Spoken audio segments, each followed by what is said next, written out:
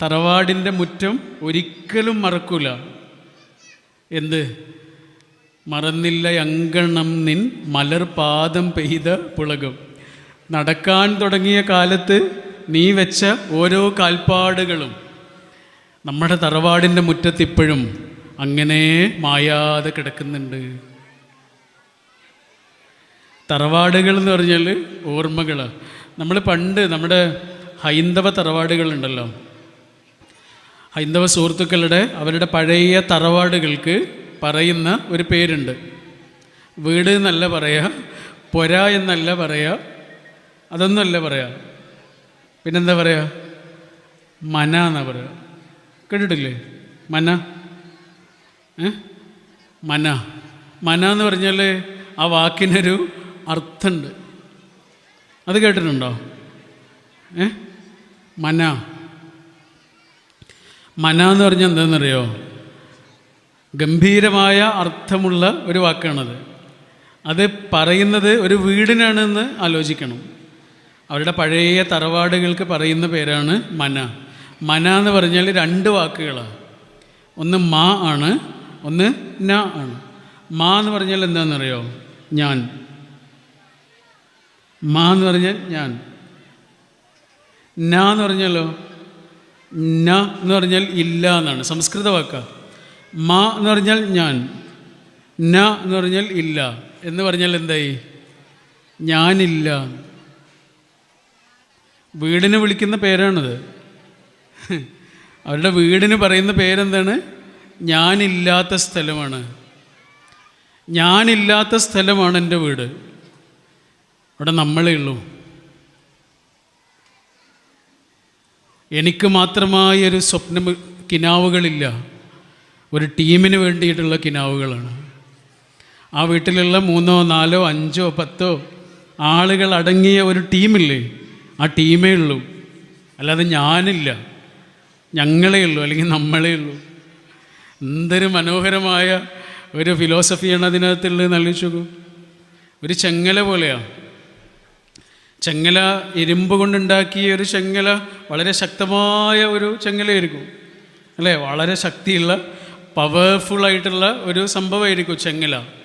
ഒരു കണ്ണി മറ്റൊരു കണ്ണിയോട് ഇങ്ങനെ ചേർന്ന് കിടക്കുന്ന അതിശക്തമായൊരു ആയുധം പോലത്തെ സംഭവമാണ് ചെങ്ങല അല്ലേ? പക്ഷെ ആ ചെങ്ങലയുടെ ഒരു കണ്ണി കേടുവന്നല്ലോ. എല്ലാ കണ്ണിയൊന്നും കേടുവരണ്ട. ഒരു കണ്ണി കേടുവന്നാൽ അത് പിന്നെ ചെങ്ങലയല്ലാതായി മാറി, ഇരുമ്പിൻ്റെ എന്തോ ഒരു സാധനമായി മാറി. എന്തിനു വേണ്ടിയാണോ ചെങ്ങല ഉണ്ടാക്കിയത് ആ സംഗതി നടക്കാതെ വരും. എല്ലാ കണ്ണികളും കേടുവന്നിട്ടുണ്ടോ? എല്ലാ കണ്ണികളും കേടുവന്നിട്ടില്ല. ഒരു കണ്ണിയെ കേടുവന്നിട്ടുള്ളൂ. This is the team. Football കളിക്കുമ്പോൾ 7 ആളുകളായിരിക്കും ഒരു ടീമിലുണ്ടാവുക, 7s ആണെങ്കിൽ അല്ലേ? ഒരാൾക്ക് പന്ത് കിട്ടും, അയാൾ നേരെ പോയിട്ട് ഗോളടിക്കുകയല്ലല്ലോ ചെയ്യുക. അയാൾ വേറൊരാൾക്ക് പന്ത് കൊടുക്കും, അയാൾ 3ാമതൊരാൾക്ക് കൊടുക്കും, അയാൾ 4ാമതൊരാൾക്ക് കൊടുക്കും.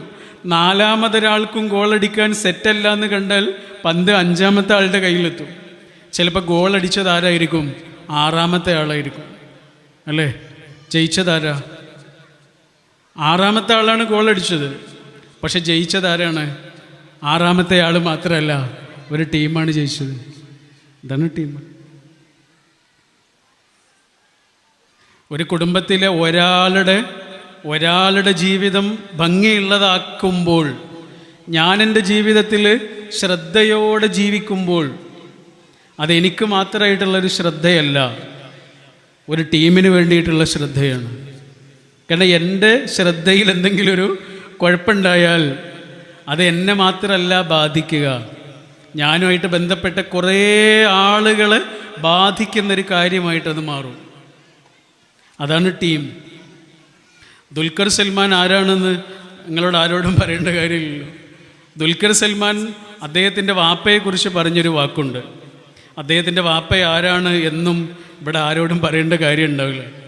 അദ്ദേഹം 10-40 വർഷങ്ങളായി ആ വാപ്പ ചെയ്തുകൊണ്ടിരിക്കുന്ന ജോലി എന്താണ് എന്നും നമുക്കെല്ലാവർക്കും അറിയാം. അത്രയേറെ അപകടം പിടിച്ചൊരു ജോലിയാണ് ചെയ്തുകൊണ്ടിരിക്കുന്നത്.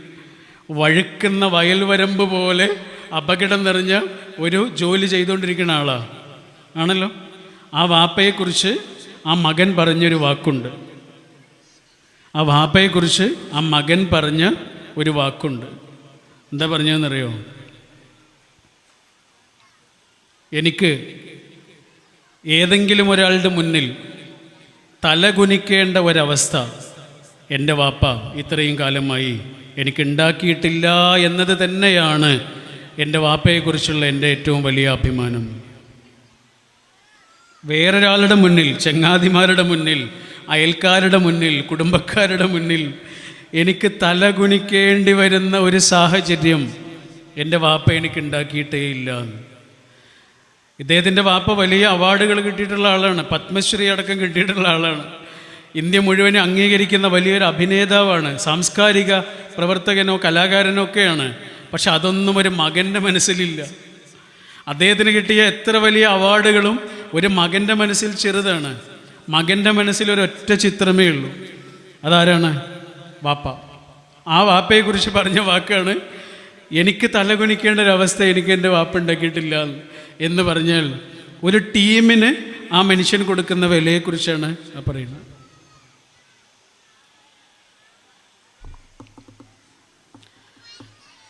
നമുക്ക് എന്തൊക്കെ നമുക്കുണ്ട് എന്നതിനേക്കാൾ പ്രധാനപ്പെട്ട കാര്യം നമുക്ക് ആരൊക്കെ ഉണ്ട് എന്നതാണ്, അല്ലേ? നമുക്ക് എന്തൊക്കെ ഉണ്ട് എന്നുള്ളതിനേക്കാൾ പ്രധാനമായ കാര്യം നമുക്ക് ആരൊക്കെ ഉണ്ട് എന്നുള്ളതാണ്. നമ്മൾ ഈ കല്യാണം നടക്കുന്ന സമയത്ത്, നിക്കാഹ് നടക്കുന്ന സമയത്ത് കല്യാണം കഴിക്കുന്ന പുരുഷനും സ്ത്രീക്കും വേണ്ടി, വധൂവരന്മാർക്ക് വേണ്ടി നമ്മൾ നടത്തുന്നൊരു പ്രാർത്ഥനയുണ്ട്, അല്ലേ? ഹബീബായ റസൂൽ സല്ലല്ലാഹു അലൈഹി വസല്ലം പഠിപ്പിച്ചു തന്നിട്ടുള്ള ഒരു പ്രാർത്ഥനയുണ്ട്. ആ പ്രാർത്ഥനയിൽ 2 പ്രാവശ്യം ഉപയോഗിച്ചിട്ടുള്ള ഒരു വാക്കുണ്ട്. ആ പ്രാർത്ഥനയിൽ 2 പ്രാവശ്യം ഒരേ വാക്ക് ഉപയോഗിച്ചിട്ടുണ്ട്. ആകെ ഒരു ചെറിയ പ്രാർത്ഥനയാണ്, കുറച്ച് വാക്കുകളെ ആകെ ഉള്ളൂ.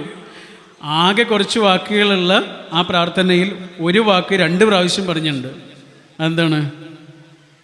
ബർക്കത്ത്. ബർക്കത്ത്, അല്ലേ? ബാറക്കല്ലാഹു ലക്കുമാ വബാറക അലൈക്കുമാ വജമഅ ബൈനക്കുമാ ഫീ ഖൈർ എന്നാണ്. 2 പ്രാവശ്യം ഉപയോഗിച്ചത് എന്താണ്? ബർക്കത്ത് എന്നുള്ള വാക്ക്. എന്താണ് ബർക്കത്ത്? എന്താ ബർക്കത്ത്? എന്താ?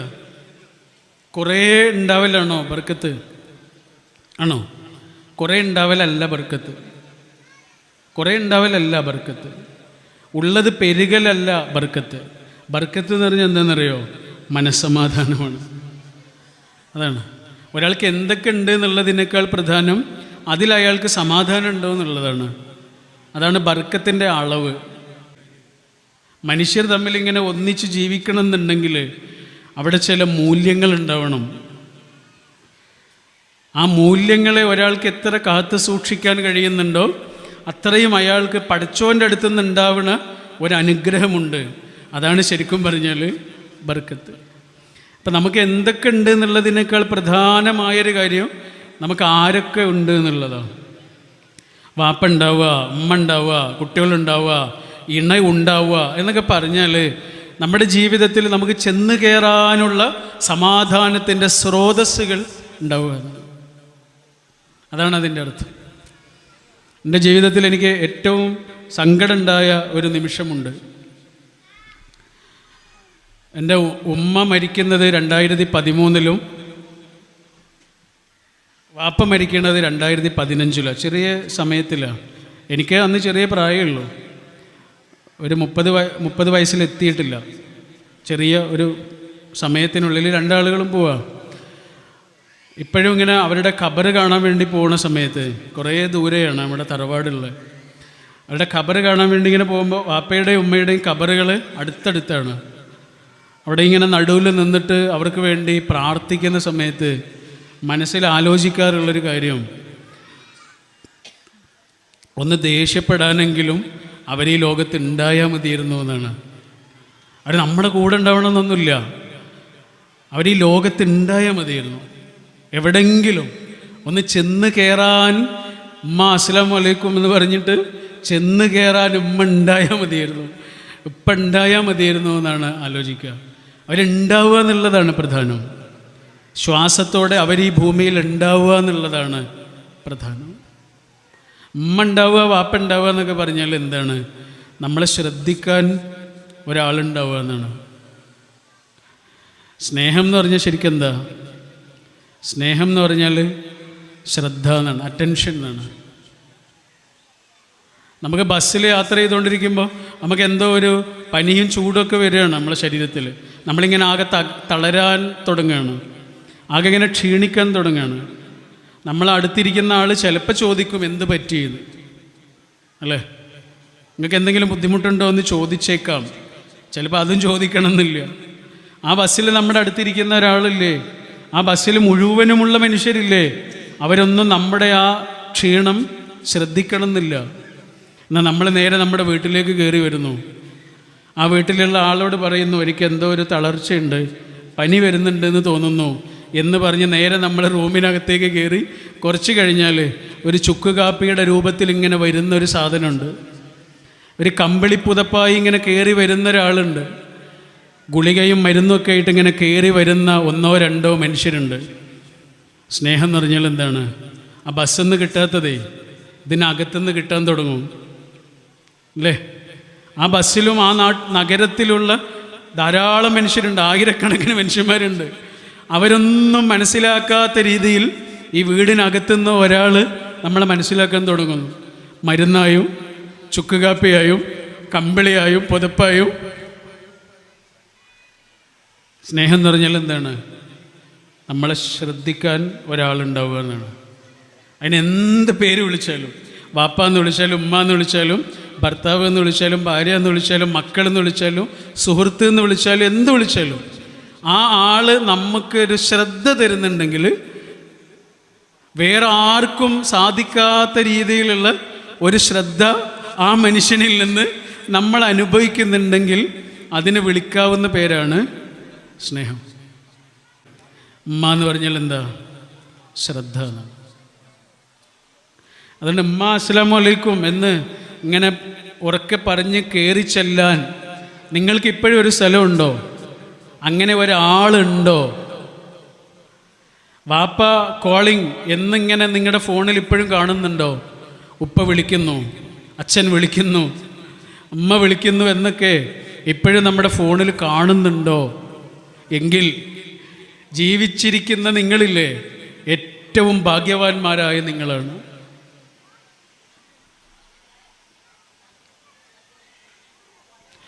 പൊതുവേ നമ്മൾ ഉമ്മയെ നമുക്കറിയാം, ഉമ്മാൻ്റെ സ്നേഹവും ഉമ്മാൻ്റെ കരുതലും ഒക്കെ നമുക്കറിയാം. അത് പാട്ടായും പ്രസംഗമായും കഥകളായും കവിതകളായും ഒക്കെ നമ്മൾ കേൾക്കുകയും ചെയ്യും. ഉമ്മയെക്കുറിച്ച് അത്രയും പറഞ്ഞുകൊണ്ടിരിക്കും ആളുകൾ. പക്ഷെ അവിടെ പറയപ്പെടാതെ പോകുന്ന ഒരാളുണ്ട്. അതാരാണ്? വാപ്പയാണ്, അച്ഛൻ. വാപ്പാനെ നമുക്ക് മനസ്സിലാവില്ല, കാരണം വാപ്പ പിടുത്തം തരില്ല. എത്ര വായിച്ചാലും മനസ്സിലാകാത്ത കുറേ പേജുകളുള്ള, വായിച്ചാലും തീരാത്ത പേജുകളുള്ള, എത്ര വായിച്ചാലും മനസ്സിലാക്കാൻ പറ്റാത്ത കുറേ അധ്യായങ്ങളുള്ള കട്ടിയുള്ളൊരു പുസ്തകത്തിൻ്റെ പേരാണ് വാപ്പ. ഉമ്മ ചെയ്യുന്നത് ഏകദേശം എല്ലാം നമുക്ക് കാണാൻ കഴിയുന്ന കാര്യങ്ങളാണ്, വിസിബിളാണ്, അല്ലേ? ഉമ്മ ചെയ്യുന്ന കാര്യങ്ങൾ ഏകദേശം എല്ലാം നമുക്ക് കാണാൻ കഴിയുന്ന കാര്യങ്ങളാണ്. അതാണ് പ്രത്യേകത. ഉമ്മ ചെയ്യുന്നതൊക്കെ കാണാൻ കഴിയും, വാപ്പ ചെയ്യുന്നതോ കാണാൻ കഴിയും. നമ്മുടെ ഒരു സുഹൃത്ത് പറഞ്ഞൊരു അനുഭവമുണ്ട്. അദ്ദേഹത്തിൻ്റെ സുഹൃത്തുണ്ട്, തൃശ്ശൂർ മെഡിക്കൽ കോളേജിലെ ഡോക്ടറാണ്, ഈ പാലിയേറ്റീവിൻ്റെ ഡോക്ടറാണ്, അറിയാലോ അല്ലേ? പ്രത്യേകിച്ച് ഇനി ഒരു ചികിത്സയൊന്നും ഇല്ലാത്ത രോഗികളില്ലേ, അവർക്കിങ്ങനെ ആശ്വാസം കൊടുക്കാനേ കഴിയൂ, അല്ലെങ്കിൽ പിന്നെ മരുന്ന് കൊടുത്ത് മയക്കിക്കിടത്താനേ കഴിയുള്ളൂ. അത്ര അവസ്ഥയിലെത്തിയ രോഗികൾ കിടക്കുന്ന വാർഡാണ്. ആ വാർഡിൻ്റെ ചുമതലയുള്ള ഡോക്ടറാണ്. അവിടെ കിടക്കുന്നതൊക്കെ തീരെ വയ്യാത്ത ആളുകളാണ്. ആ വാർഡിലേക്ക് ഒരു അച്ഛനും മകനും വന്നു.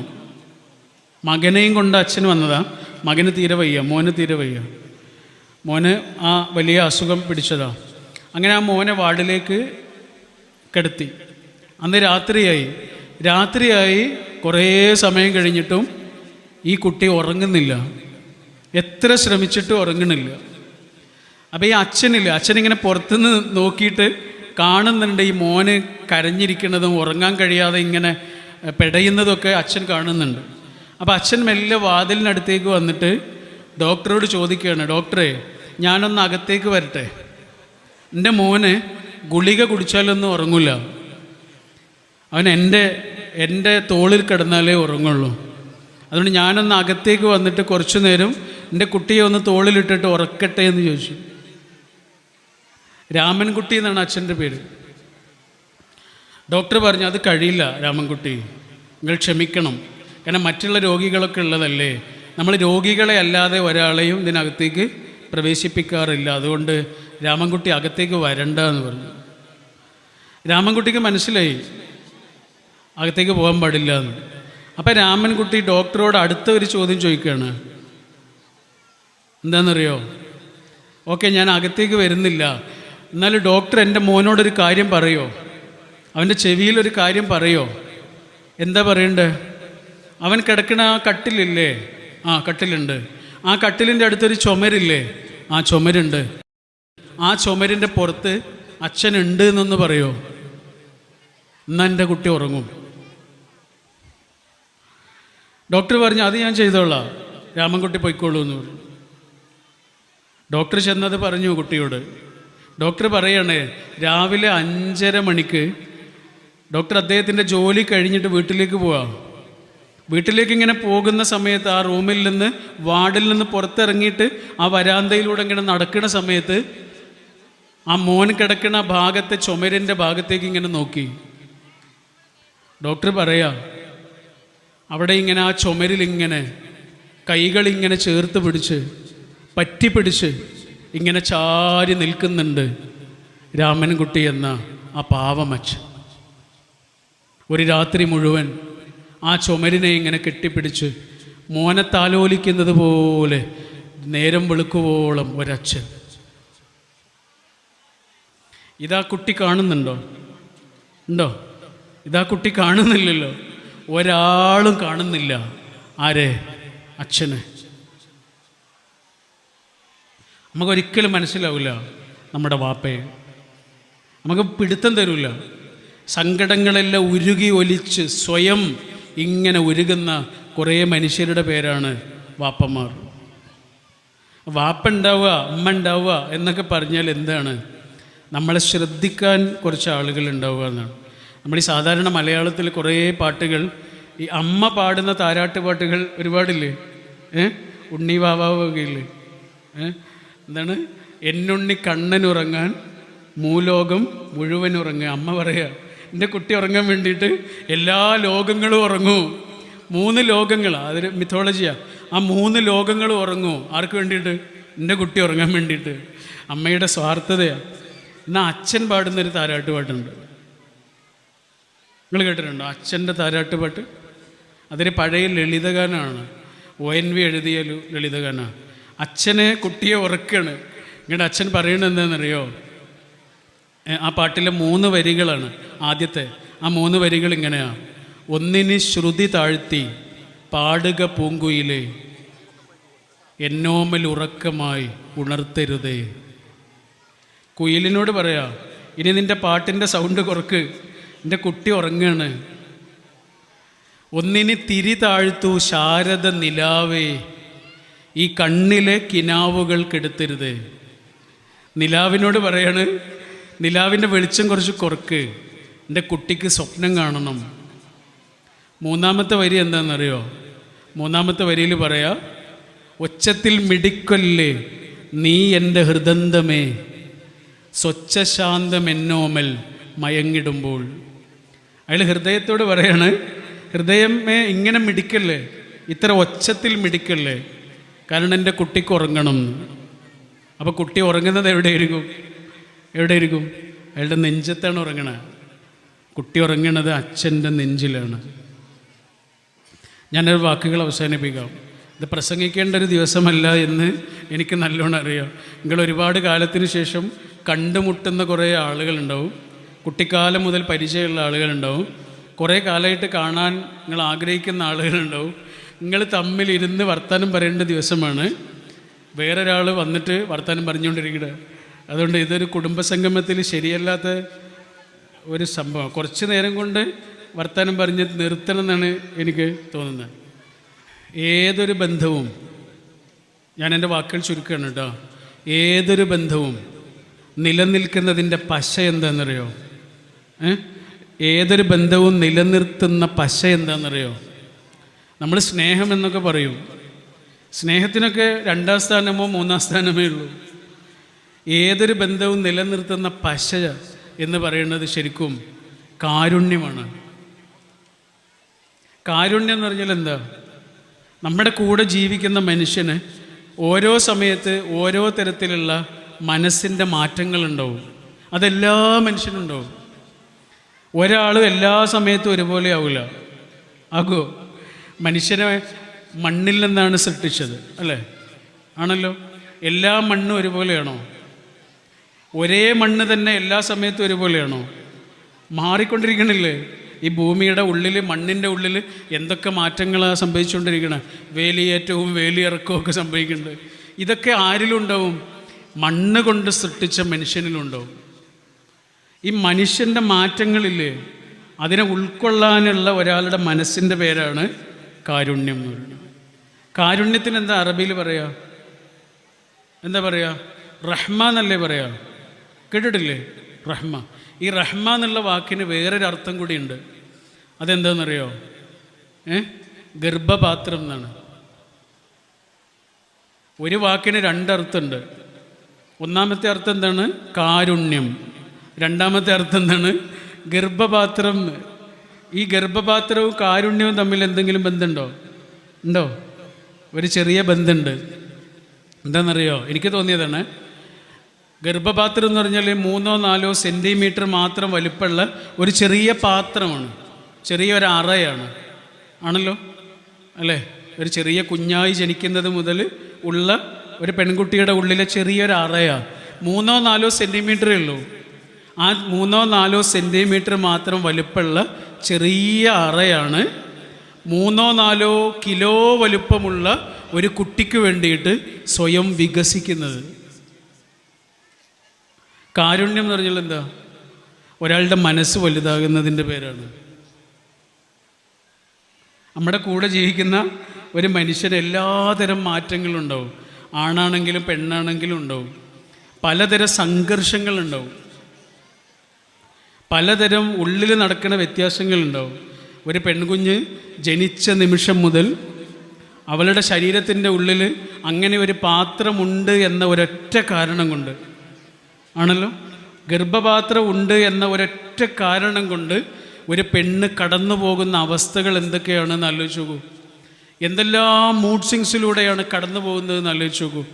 ഒരു 13 വയസ്സ് അല്ലെങ്കിൽ 14 വയസ്സ് മുതൽ ഒരു 50-60 വയസ്സ് വരെ അവളുടെ ജീവിതത്തിൽ ഓരോ മാസവും അവൾ കടന്നു പോകേണ്ട ആ സംഘർഷകാലത്തെക്കുറിച്ച് വെറുതെ ഒന്ന് ആലോചിച്ച് നോക്കൂ. അവൾക്ക് വേണ്ടിയിട്ടാണ്? അവൾക്ക് വേണ്ടിയിട്ടല്ലല്ലോ, മനുഷ്യവംശത്തിന് വേണ്ടിയിട്ടല്ലേ. എന്തെല്ലാം മൂഡ് സ്വിങ്സിലൂടെയാണ് കടന്നു പോകേണ്ടി വരുന്നത് എന്നാലോചിച്ച് നോക്കൂ. ഒരു സമയത്തോട് വന്നിട്ട് നമ്മളോട് പറയാം, എന്താണെന്നറിയില്ല, ഈ മാസം വല്ലാത്ത വേദനയും അടിവയറ്റിൽ വല്ലാത്ത വേദനയും തളർച്ചയും ഒക്കെ ഉണ്ട് എന്ന് നമ്മളോട് വന്ന് പറയണത് എന്തിനാ? വേദനയ്ക്കുള്ള മരുന്ന് വാങ്ങിക്കൊടുക്കാനാണോ? അതാണെങ്കിലും മെഡിക്കൽ ഷോപ്പിൽ എന്ന് പറഞ്ഞാൽ പോരെ. എന്തിനാ നമ്മളോട് പറഞ്ഞ? ഇന്നലെ പെരുമാറിയതുപോലെ ഇന്ന് എന്നോട് പെരുമാറില്ല കേട്ടോ. ഇന്നലെ പറഞ്ഞതുപോലത്തെ വാക്ക് എന്നോട് ഇനി പറയില്ല കേട്ടോ. അതേപോലത്തെ വാക്കുകൾ ഉപയോഗിച്ച് എന്നെ വേദനിപ്പിക്കരുത്. കാരണം ഞാൻ തളർന്നൊരു മനുഷ്യനാണിപ്പോൾ. പറയാതെ പറയാണ്, ചോദിക്കാതെ ചോദിക്കുകയാണ്. എന്ത്? കാരുണ്യം. എല്ലാ ബന്ധങ്ങളെയും ഇങ്ങനെ ഒട്ടിച്ചു നിർത്തുന്ന പശ കാരുണ്യമാണ്. ഇവിടെ ഒരുപാട് പുരുഷന്മാരിയ്ക്കുന്നുണ്ടല്ലോ, സ്റ്റേജിലും സദസ്സിലുമായിട്ട് കുറേ പുരുഷന്മാരിയ്ക്കുന്നില്ലേ? ഇവിടെ ഇരിക്കുന്ന എല്ലാ പുരുഷന്മാരുടെ അടുത്തും പോയിട്ട് വെറുതെ ഒന്ന് ചോദിച്ചു നോക്കൂ. ഈ ഇരിക്കുന്ന ആണുങ്ങളുടെ അടുത്ത് വെറുതെ ഒന്ന് ചെന്നിട്ട് ചോദിച്ചു നോക്കൂ, ഇപ്പം മനസ്സിനെ അലട്ടുന്ന പ്രശ്നം എന്താണ്? എന്തെങ്കിലും ഒരു പ്രശ്നം ഉണ്ടാവും, പരിഹരിക്കേണ്ട ഒരു പ്രശ്നം ഉണ്ടാവും. പരിഹരിക്കേണ്ട ഒരു പ്രശ്നവുമായിട്ടാണ് ഈ ഇരിക്കുന്നത്. എന്തോ ഒരു കാര്യം മനസ്സിനെ അലട്ടുന്നുണ്ട്. അതെന്താണ് എന്ന് വെറുതെ ഇങ്ങനെ ചെന്നിട്ട് ചോദിച്ചു നോക്കൂ. മിക്കവാറും ആളുകൾക്ക് ഉണ്ടാവും, മിക്കവാറും ആളുകൾക്ക് അങ്ങനെ ഒരു പ്രശ്നം ഉണ്ടാവും. ആ പ്രശ്നം എന്താണെന്ന് ചോദിച്ചാൽ മിക്കവാറും ആ പ്രശ്നം അയാളുടേതാവില്ല, വേറെ ആർക്കെങ്കിലും ചെയ്തു കൊടുക്കേണ്ട ഒരു കാര്യമായിരിക്കും. പെങ്ങളുടേതായിരിക്കും, പെങ്ങളുടെ കുട്ടിയുടേതായിരിക്കും, അനിയൻ്റേതായിരിക്കും, അളിയൻ്റേതായിരിക്കും, അമ്മായിയുടെ കുട്ടിയുടേതായിരിക്കും. അല്ലേ?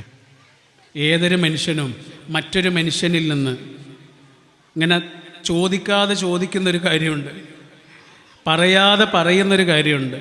അതെന്താണ്? എന്നോട് കുറച്ച് കാരുണ്യം കാണിക്കണമേ എന്നാണ്. ആ കാരുണ്യം ഒരാളുടെ ഉള്ളിൽ ഉണ്ടാകുമ്പോഴാണ് അയാൾക്ക് മനുഷ്യർക്ക് മാപ്പ് കൊടുക്കാൻ കഴിയുക. മിക്കവാറും നമ്മുടെ ജീവിതത്തിലൊരു സങ്കടം നമുക്ക് തന്നിട്ടുണ്ടാവുക നമ്മുടെ കുടുംബത്തിൽപ്പെട്ട ഏതെങ്കിലും ഒരാൾ തന്നെ ആയിരിക്കും. മിക്കവാറും ആളുകൾക്ക് അങ്ങനെ തന്നെ. കാരണം നമ്മൾ അത്രയും അടുത്ത് പരിചയപ്പെടുകയും അടുത്ത് ഇടപെടുകയും ചെയ്യുന്നത് കുടുംബത്തിലുള്ള ആളുകളൊക്കെ ആയിട്ടായിരിക്കുമല്ലോ. അപ്പം ഉണ്ടാവുന്ന ചെറിയ ചെറിയ പ്രയാസങ്ങളുണ്ടാവും, സ്വാഭാവികമായിട്ടുണ്ടാവും. നമ്മൾ യൂസുഫ് നബിയുടെ ചരിത്രം പഠിച്ചിട്ടില്ലേ? യൂസുഫ് നബിയുടെ ജീവിതത്തിൽ ഏറ്റവും വലിയ ബുദ്ധിമുട്ടുണ്ടാക്കിയത് ആരായിരുന്നു? അദ്ദേഹത്തിൻ്റെ കുടുംബത്തിലുള്ള ജ്യേഷ്ഠന്മാരാണ്, ആണല്ലോ. ഇക്കാക്കാരാണ് ആ ചെറിയ മോനോടുള്ള അസൂയ കാരണം കിണറ്റിൽ കൊണ്ടുപോയിട്ട്, ആരും ഉപയോഗിക്കാത്തൊരു പൊട്ടക്കിണറ്റിൽ കൊണ്ടുപോയി ആ കുട്ടിയെ വലിച്ചെറിഞ്ഞു. എന്തിനാ വലിച്ചെറിഞ്ഞ്? ആരെങ്കിലും വന്ന് രക്ഷപ്പെടുത്തുമെന്ന് വിചാരിച്ചിട്ടാ? കൊല്ലാൻ വേണ്ടിയാണ്. പക്ഷെ പഠിച്ചോൻ രക്ഷിച്ചു, അല്ലേ?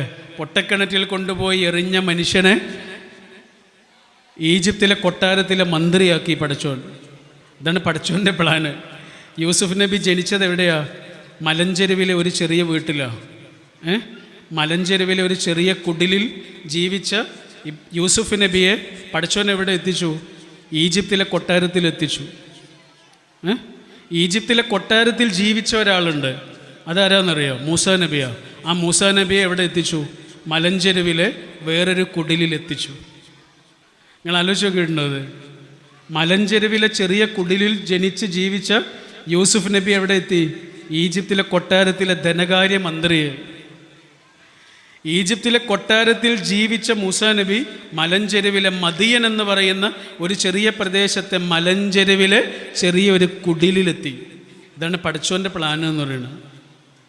ശരി, യൂസുഫ് നബി വലിയൊരു ആളാവുകയും കല്യാണം കഴിക്കുകയും ഒരു കുട്ടി ഉണ്ടാവുകയും ചെയ്തു. ഒരു കുട്ടിയുണ്ടായി, ഒരു ആൺകുട്ടി ഉണ്ടായി. ആ ആൺകുട്ടിക്ക് അദ്ദേഹത്തെ പേരെന്തായിരുന്നു എന്നറിയോ? യൂസുഫ് നബിയുടെ മകന് യൂസുഫ് നബി കൊടുത്ത പേരെന്തായിരുന്നു എന്നറിയോ? മനാസേഹ്. മനാസേഹ് മനാസേഹ് എന്ന് പറഞ്ഞാൽ എന്താണെന്നറിയോ? സാരല്ല പോട്ടെ, എല്ലാം മറക്കുക എന്നാണ് അതിൻ്റെ അർത്ഥം. അതെന്തിനായിരിക്കും അങ്ങനെ ഒരു പേരിട്ടത്? ഈ കുട്ടി വലിയ കുട്ടിയാകുമ്പോൾ നാട്ടുകാരാരെങ്കിലും വന്നിട്ട് പറഞ്ഞേക്കാം, എന്ത്, എടാ നിൻ്റെ മൂത്താപ്പന്മാരൊക്കെ നിനക്കറിയോ? നിൻ്റെ വാപ്പൻ്റെ ജ്യേഷ്ഠന്മാരൊക്കെ നിനക്കറിയോ? നിൻ്റെ വാപ്പയെ കൊല്ലാൻ വേണ്ടി കിണറ്റിൽ കൊണ്ടുപോയിട്ട് ആളുകളാണ് അവരോട് പകരം ചെയ്യണം, അവരുടെ മക്കളോട് പകരം ചെയ്യണം എന്നൊക്കെ ആരെങ്കിലും വന്ന് ഈ കുട്ടിയോട് പറഞ്ഞേക്കാം. അങ്ങനെ ആരെങ്കിലും വന്ന് പറഞ്ഞാൽ അവരോട് ഈ കുട്ടിക്ക് പറയാനുള്ളൊരു മറുപടിയുണ്ട്. ആ മറുപടിയാണ് ആ പേര് മനാസേ. സാരല്ല പോട്ടെ. രണ്ട് ചങ്ങാതിമാരിങ്ങനെ യാത്ര പോയ കഥ കേട്ടിട്ടില്ലേ? അവർ തമ്മിൽ എന്തോ ഒരു വഴക്കായി. ഒരാൾ മറ്റേയാളെ അടിച്ചു. അടി കൊണ്ടിട്ട് ഇയാൾ തിരിച്ചടിച്ചതൊന്നുമില്ല. ഇയാൾ താഴെ ഇരുന്ന് മണലിൽ ഇങ്ങനെ എഴുതി വെച്ചു. മണലിൽ എഴുതി വെച്ചു, എന്ത്, ഇവിടെ വെച്ച് എൻ്റെ ചങ്ങാതി എന്നെ അടിച്ചു. പിന്നെയും അവർ യാത്ര പോവുക. പിറ്റേ ദിവസം ആ അടി കൊണ്ട ആളില്ലേ, അയാളൊരു ഒഴുക്കിൽപ്പെട്ടു, പുഴയിലോ മറ്റോ ഒഴുക്കിൽപ്പെട്ടു. അയാൾ ഒഴുക്കിൽപ്പെട്ടപ്പോൾ ആ പുഴയിലേക്ക് ചാടി മറ്റേയാൾ രക്ഷിച്ചു. ഇന്നലെ അടിച്ച ആളില്ലേ, ഇന്ന് ജീവൻ രക്ഷിച്ചു. ഇയാൾ നേരെ കരയിലേക്ക് വന്ന് അയാളുടെ തോൽസഞ്ചിയിലുണ്ടായിരുന്ന കത്തിയെടുത്ത് പാറയിലിങ്ങനെ കഷ്ടപ്പെട്ട് എഴുതുകയാണ്, എന്ത്, ഇവിടെ വെച്ച് എൻ്റെ ചങ്ങാതി എൻ്റെ ജീവൻ രക്ഷിച്ചു. അപ്പം അവൻ ചോദിച്ചു, അതെന്താ അങ്ങനെ? ഇന്നലെ ഞാൻ അടിച്ച സമയത്ത് മണലിലാണല്ലോ എഴുതിയത്, ഇന്ന് ഞാൻ നിന്നെ രക്ഷപ്പെടുത്തിയപ്പോൾ നീ പാറയിലാണല്ലോ എഴുതി വെച്ചത്. അപ്പോൾ ചങ്ങാതി പറഞ്ഞു കൊടുത്തു, അതങ്ങനെയാണടാ, നമ്മൾ തമ്മിൽ കലഹിച്ചിട്ടുണ്ട്, നമ്മൾ തമ്മിൽ വഴക്ക് കൂടിയിട്ടുണ്ട്, ചിലപ്പോൾ നമ്മൾ അടിയൊക്കെ കൂടിയിട്ടുണ്ടാവും. അത് നമ്മളോട് മറഞ്ഞു പോകണം. ഇനി ഒരാളും അതിനെക്കുറിച്ച് അറിയരുത്. നമ്മുടെ മക്കൾ അതിനെക്കുറിച്ച് പറഞ്ഞ് പിന്നെയും വഴക്ക് കൂടരുത്. അത് മണലിൽ എഴുതിയിട്ടാൽ മതി. ഒരു കാറ്റ് വന്ന് അതിനെ മറിച്ച് കളയും. പക്ഷേ നമ്മൾ സ്നേഹിച്ച നിമിഷങ്ങളില്ലേ, നമ്മൾ സഹായിച്ച നിമിഷങ്ങളില്ലേ, നമ്മൾ പരസ്പരം കാരുണ്യം കാണിച്ച നിമിഷങ്ങളില്ലേ, അത് മണലിൽ എഴുതി വെക്കേണ്ടതല്ല, അത് പാറയിൽ കൊത്തിവെക്കണം. വരാനിരിക്കുന്ന മനുഷ്യരും അതിനെക്കുറിച്ച് പറയണം, അറിയണം.